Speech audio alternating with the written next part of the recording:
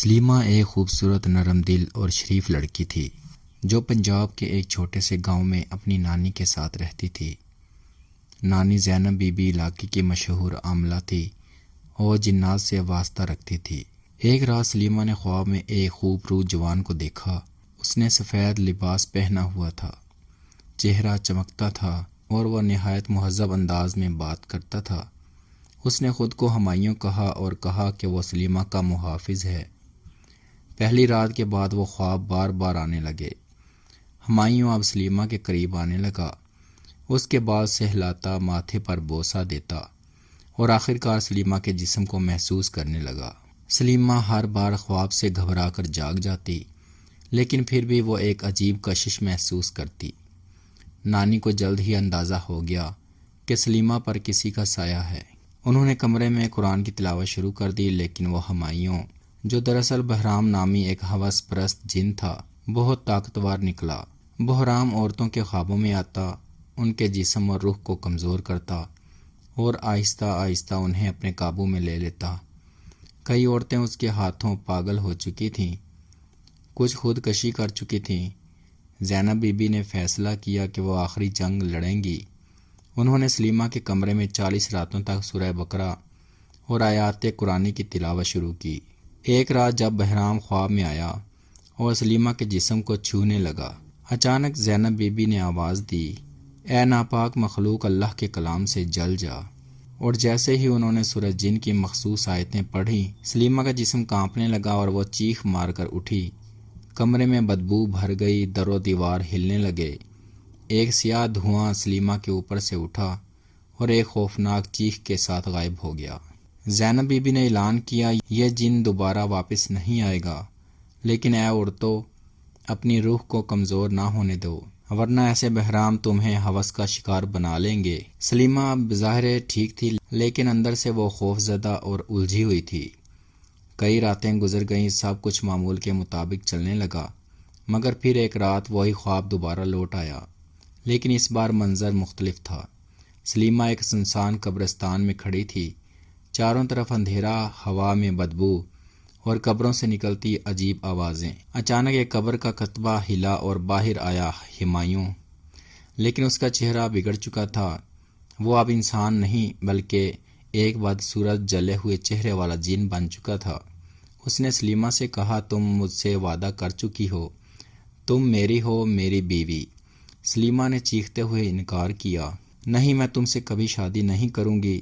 تب ہی زمین پھٹنے لگی اور ہمایوں نے قبر کی مٹی اپنے ہاتھوں سے نکالی۔ اندر ایک ناپاک نکاح کا منظر بنا ہوا تھا، ایک جلا ہوا مولوی، جلتی ہوئی شمعیں اور ایک تابوت جیسا پلنگ۔ سلیمہ کی حالت دن بدن بگڑنے لگی، اس کے جسم پر نیلے نشان، سینے میں جلن اور چہرے پر زردی آ گئی۔ گاؤں کے لوگ کہتے تھے، یہ کسی جن کی بیوی بن چکی ہے، یہ اب انسانوں کی نہیں رہی۔ زینب بی بی نے آخری حربہ استعمال کیا، ایک نایاب تعویذ جو صرف 3 عاملوں کے پاس ہوتا ہے۔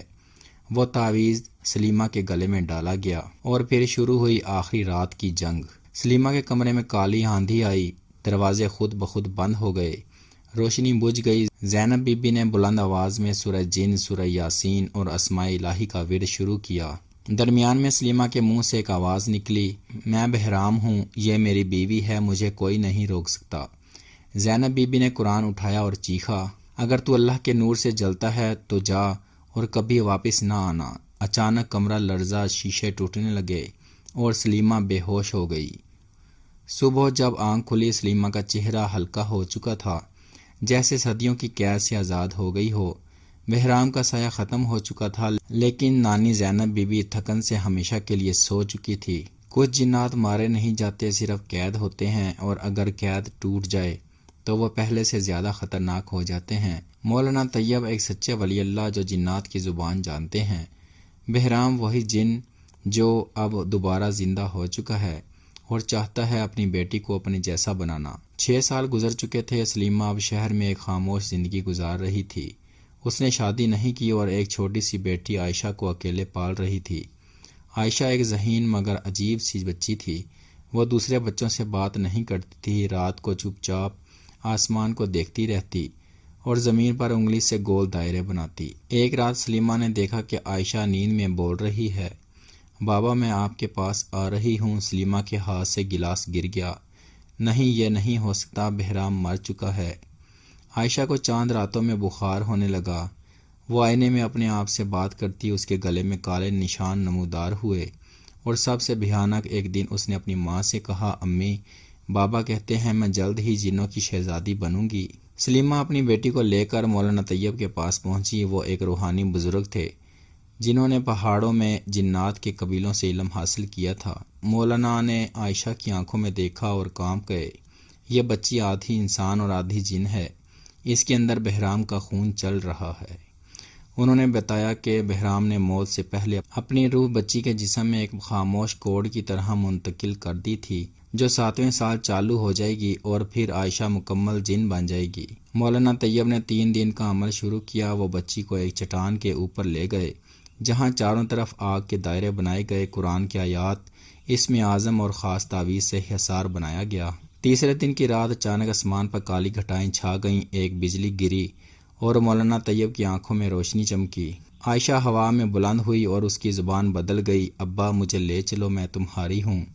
اسی لمحے مولانا طیب نے آخری آیت پڑھی، فَسَيَكْفِيكَهُمُ اللَّهُ وَهُوَ السَّمِيعُ الْعَلِيمُ۔ ایک خوفناک چیخ کے ساتھ آسمان پھٹا اور بہرام کی روح عائشہ کے جسم سے نکل کر آگ میں تحلیل ہو گئی۔ عائشہ زمین پر گر گئی اور مولانا طیب نے کہا، اب یہ بچی صرف تمہاری ہے انسانوں کی دنیا میں۔ سلیمہ کی آنکھوں میں آنسو تھے مگر وہ شکر گزار تھی۔ بہرام ہمیشہ کے لیے ختم ہو چکا تھا، یا شاید اگلی نسل کا انتظار کر رہا تھا۔ ہوس جنوں میں بھی ہے، اور اگر انسان کمزور ہو تو وہ جنات اپنے راستے نکال لیتے ہیں۔ خوابوں کی دنیا، خواہشات کی آگ اور روحانی غفلت انسان کو جنات کے لیے نوالا بنا سکتی ہے۔